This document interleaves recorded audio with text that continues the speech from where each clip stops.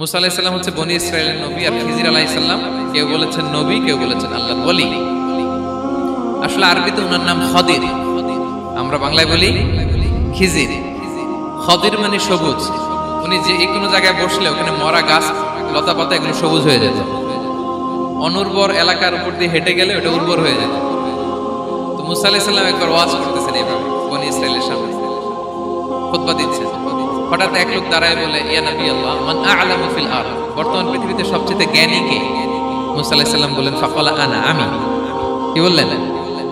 উনি আসলে ভুল কিছু বলেন নাই, কারণ প্রত্যেক জামানার নবীকেই আল্লাহ তাআলা সবচেয়ে বেশি জ্ঞান দিয়ে পাঠান, কারণ তার কাছে ওহীর জ্ঞান আসে, অদৃশ্যের খবর আসে, ইলমুল গায়ব আসে। কিন্তু এই উত্তরটা আল্লাহ তাআলার পছন্দ হয় না। আল্লাহ তাআলা চাচ্ছিলেন মুসা যদি বলতো আল্লাহ তাআলাই জানে কি জ্ঞানী বা আল্লাহই সবচেয়ে জ্ঞানী, এরকম হলে ভালো হতো।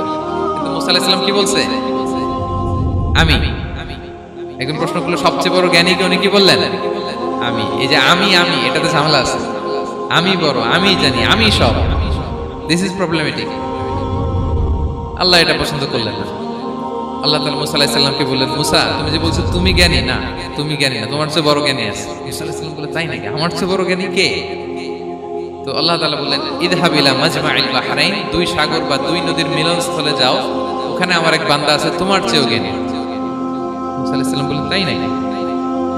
তো আল্লাহ, আমি কিভাবে চিনি উনি কোথায় থাকে, কিভাবে বুঝবো? আল্লাহ বললেন, একটা বড় মাছ নাও, এটাকে ফ্রাই করো, এটাকে ফ্রাই করে একটা ঝুড়ির ভেতরে নাও, যেখানে এই মাছটা সাগরে ঢুকে যাবে ওখানে আমার বান্দাকে পাবে। তো উনি ওনার সহযোগী ইউশা ইবনে নুনকে নিয়ে হাঁটতে লাগলেন।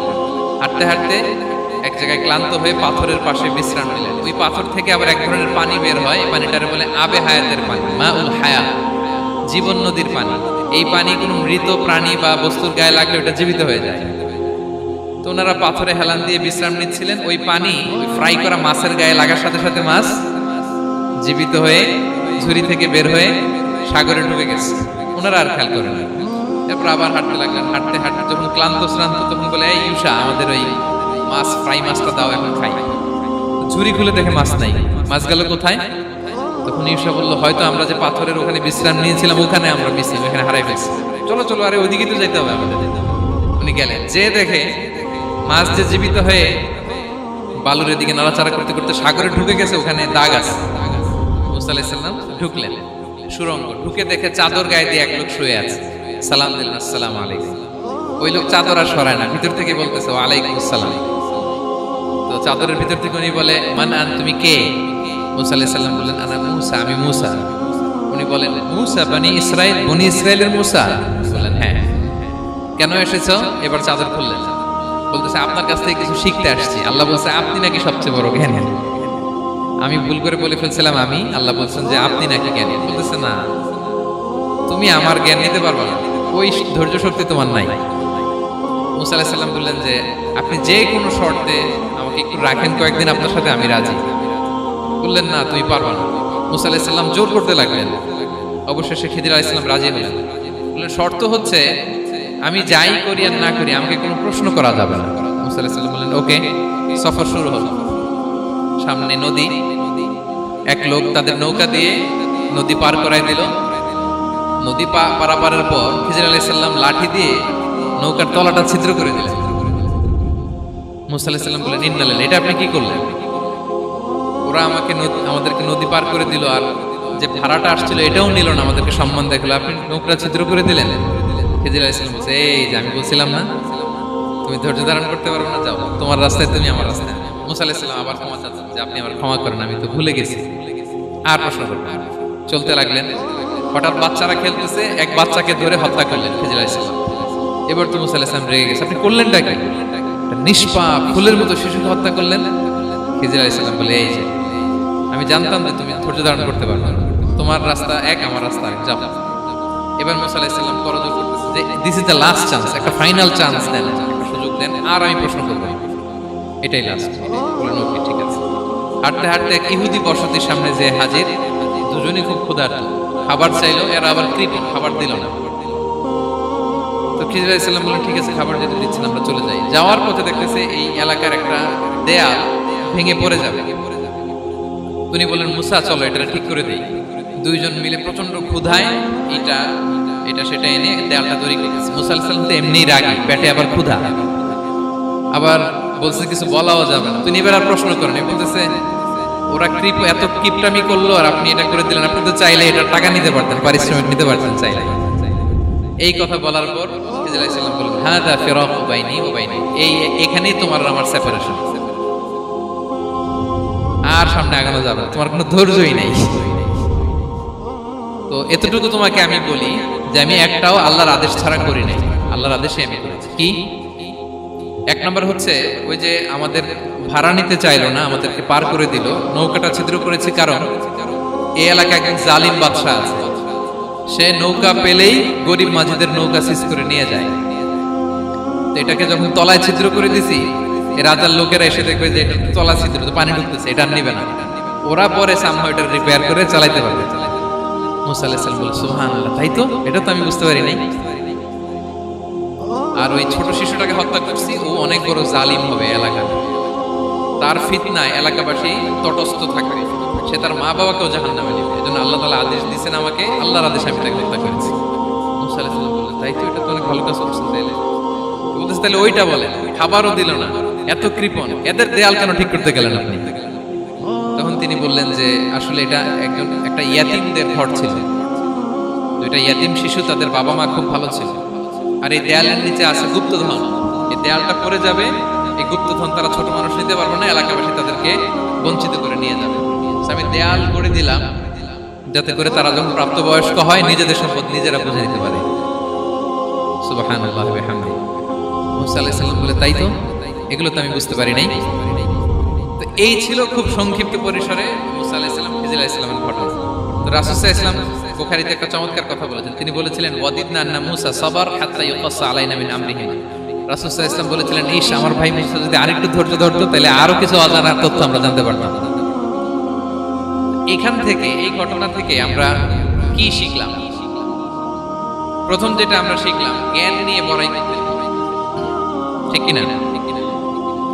জানার কোনো শেষ নেই, জাননেওয়ালার উপরও জাননেওয়ালা আছে, জ্ঞানীর উপরও জ্ঞানী আছে। আপনি কিছু জেনেই মনে করবেন না আমি সব জানি, আপনার চাইতে বেশি জ্ঞানী অনেকে আছে। অনেক সময় বক্তার চাইতে শ্রোতারা অনেক জ্ঞানী। হয়তো এখানে এমন অনেক জ্ঞানী লোক আছে যার ধারে কাছেও আমরা কেউ নেই, হতে পারে। সো আমি সব জানি, এটা ভুল, এটা শয়তান বলে। এটা কে বলে? শয়তান বলে। আবু নাওয়াস একটা কবিতা লিখেছেন, ওয়াকুল লিমান ইয়াদঈ ফিল ইলমি ফালসাফাতান হাবাসতা শাইআন ওয়া গাবাত আনকা আশিয়াউ।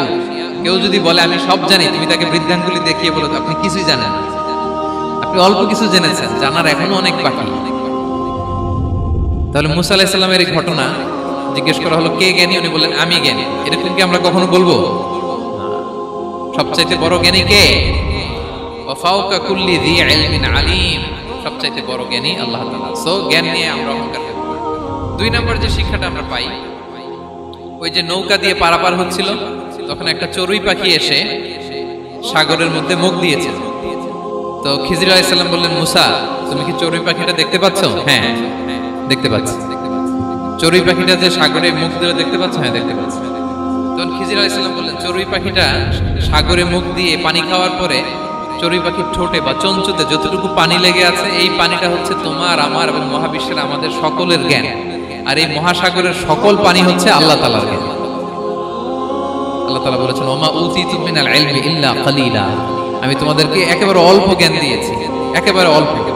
এই রহস্যে ঘেরা এই মহাবিশ্বের অনেক কিছুই আমাদের অজানা। প্রিয় ভাইরা, আমরা অনেক কিছু জানি না, আমাদের এই লিমিটেড নলেজে এগুলো ধরে না, তারপর আমরা জ্ঞানের বড়াই করি। আপনারা উপমাটা বুঝতে পারছেন? একটা নৌকা থেকে চড়ুই পাখি ঠোঁট দিয়ে পানি খাচ্ছে, পানি খাওয়ার পরে স্বভাবতই চড়ুই পাখির ঠোঁটে একটু পানি তো লাগবে। খিজির বললেন যে এই পানিটা হচ্ছে তোমার, আমার, পৃথিবীর সবার জ্ঞান, আর এই সাগরের বাকি পানিগুলো কার জ্ঞান? এবার বুঝতে পারছেন আল্লাহ তাআলার জ্ঞানের পরিধি। আমরা জ্ঞান নিয়ে যেন কখনো কি না করি, বড়াই না করি। জ্ঞান দুই ধরনের, একটা বাহ্যিক জ্ঞান, একটা অন্তর্নিহিত জ্ঞান। External knowledge, internal knowledge. আমরা যখন কোরআন হাদিস পড়ি আমাদের বাহ্যিক জ্ঞান অর্জন হয়। কোরআন হাদিস পড়লেই আপনি জ্ঞানী হয়ে যান। এটা কোরআন হাদিস পড়তে হয়, এটা ডাইজেস্ট করতে হয়, এটার উপর আমল করতে হয়। এই জ্ঞান অর্জন শেষে এরপরে আল্লাহর প্রিয় বান্দাদেরকে আল্লাহ অন্তরে ইলমের নূর দেন, ইলহাম দেন। That is the knowledge, that is the pure knowledge. আপনি হাফেজে কোরআন হয়ে ভাবেন না আপনি সব জানেন, আপনি বুখারী মুখস্থ করে ভাবেন না সব জানেন। এই সব জ্ঞান অর্জন করার পরে এলেমের নূর হাসিল হয়, সেটা আল্লাহ সবারে দেয় না। সো এই অন্তর্নিহিত জ্ঞান, দূরদৃষ্টি, farsightedness, that is the pure knowledge. এটার জন্য বছরের পর বছর, যুগের পর যুগ সাধনা করতে হয়। সেটার জন্য এই জ্ঞান অর্জনের জন্য তিনটা জিনিস করতে হয় এলেমের নূর অর্জনের জন্য। কয়টা? এক হচ্ছে বিনয়, দুই হচ্ছে সফর, তিন হচ্ছে সবর। আবার বলি, এক হচ্ছে বিনয়, দুই হচ্ছে সফর, তিন হচ্ছে সবর। আল্লাহ তাআলা আল্লাহর নবীকে তাওরাত দেওয়ার পরেও আরো ট্রেনিং সেশন করাইছেন খিজির আলাইহিস সালামের কাছে, যে যাও ওনার কাছে গেলে তুমি ছোট হবা, উন্নত হবা। জ্ঞান যদি আমি নিতে চাই আমাকে ছোট হইতে হবে। ধরেন একটা গ্লাস থেকে একটা খালি গ্লাসে পানি ঢালবো, তো যেটাতে নেওয়া হবে এটা উপরে থাকলে হবে? যে গ্লাসটার মধ্যে পানি আছে এটা উপরে থাকবে, ওইটা ব্ল্যাঙ্ক গ্লাসের মধ্যে পড়বে। আপনি নলেজ এলেম নিতে চাইলে আপনাকে নিচে থাকতে হবে, উনি উপরে থাকবেন। আপনার শায়েখ আপনাকে দিবে, আপনার উস্তাজ আপনাকে দিবে, আপনার মুর্শিদ আপনাকে দিবে। বুঝতে পেরেছেন? তাহলে আমাদেরকে হাম্বলনেস লাগবে, শিখতে হইলে হাম্বল হইতে হয়, বিনয়ী হইতে হয়। আচ্ছা, 2 নাম্বার সফর করতে হয়। এটা আল্লাহ মুসা আলাইহিস সালামকে দিয়ে করাইছেন, যাও পিছে পিছে উস্তাদের পিছে পিছে ঘুরো। তো এজন্য সফর করতে হয়। এখন ঘরে বসে অনেক কিছু জানা গেল, উস্তাদের সান্নিধ্য লাগে, সফর করতে হয়। আমাদের ক্লাসিক আলেমরা হাদিস কালেকশনের জন্য শহরকে শহর সফর করতেন। এখন আমাদের আলেমরা দেওবন্দে যায়, মিশরে যায়, মদিনায় যায়, এখানকার মালয়েশিয়ান স্টুডেন্টরাও দেশে বিদেশে যে নলেজ অর্জন করে। সফর আপনাকে লাগবে। তাহলে বিনয়, সফর, 3 নম্বরে কি? সবর।